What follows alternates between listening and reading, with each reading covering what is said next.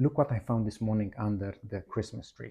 Well, that's the new Verkada TD53 intercom, and it's something that I really wanted for a long time in order to replace my aging 52.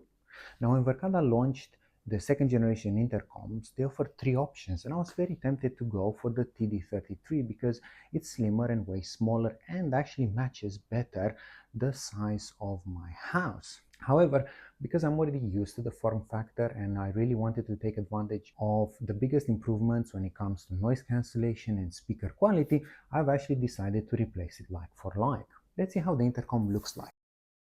As you'd see, there have been a couple of big design changes. First of all, Verkada has opted now to go with a more traditional button that, if the intercom does not connect, you press and the intercom will actually speak and tell you what's wrong.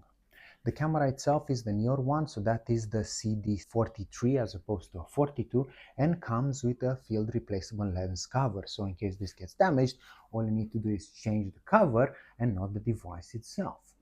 Now, next to the speakers here, it might not be obvious, but there is a symbol that signifies that each of these intercoms comes with a pre-built Verkada reader. That is the 8034 for the 30T and 53, and the 64 for the bigger intercom because it has the buttons. So if you want to use this as a single door controller, you can. It has all the terminals in the back to connect your door components. As a side note, it does not run the circuit wet. You will need to provide your own power supply, and do make sure you do not burn the relays. Check the data sheets, and you'll be able to use these readers to get in with cards, fobs, Bluetooth, or NFC unlock. You can obviously opt to use a single door controller on the other side of the door for more secure areas. And in this case, you'll need to use the RS485 ports on the back of it and wire that back into the access controller, because as of today, there is no network connectivity to transmit those card numbers from the intercom to the door controller. Now, although this looks similar in size, it's actually thinner and only needs 2 gang recessed as opposed to 4. And even better, it does come with a surface mount included in the box in case that is not possible. And talking about mounts, because I personally use an angle mount and a rain hood, you actually need to change all that because of the slight difference in size. Now, I did mention that this has way better audio pickup, noise cancellation, and speaker volume. What I forgot to say was that each of these new intercoms comes with double the storage size. So what does that mean?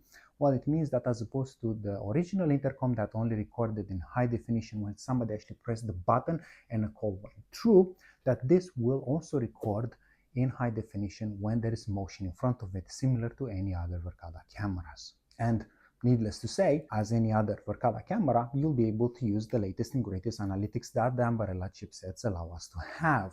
And probably the best is the ability to do face matching, because the intercom faces at the best possible angle.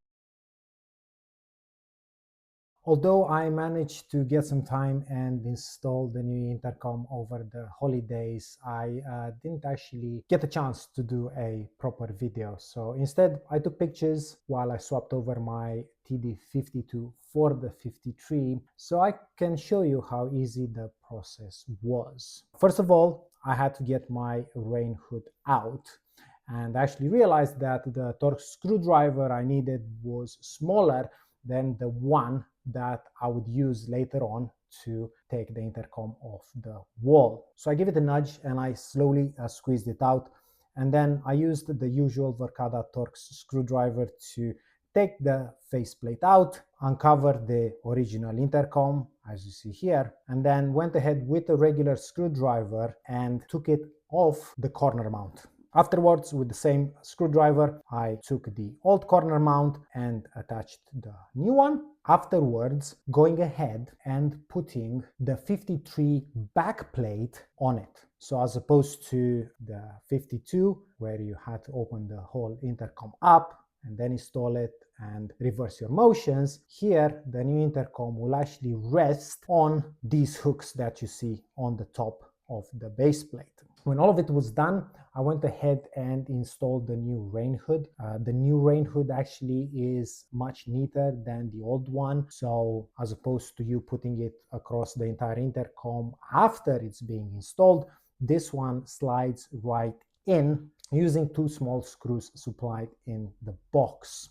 I was slightly confused where the new mount comes in. However, as you hopefully know by now, every single Verkada product, including the mounts, will come with a small leaflet that has a QR code, which will direct you to the website where all these steps are documented. Afterwards, and that's probably the trickiest part, I had to use this tool that is supplied with all the intercoms in order to drive the RJ45 cable through the sealing membrane that will make sure that no water can get into the device itself and damage any sort of connections. It took me a few tries, but here is the finished product. You'll see that you actually have 3 openings, because if you are using this as a single door controller, you'll also have the cables that will go to the lock, REX, and DPI. And as discussed previously, if you have an access controller on the other side of the door and you want to use the intercom reader, you'll need to use the RS485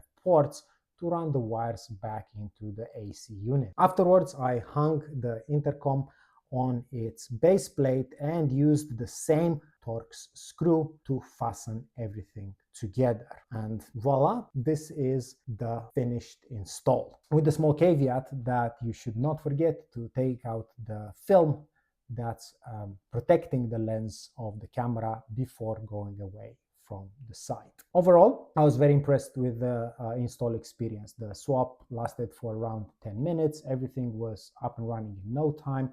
And then the intercom itself does look enterprise grade. It is made out of solid materials. The contrast of colors is a very, very nice touch. And in itself, although it is slightly smaller than its predecessor, it actually appears much more compact. As with everything, do make sure to check all the install guides for more detailed information, and if something doesn't make sense, drop me a comment and I'll come back to you as soon as I can.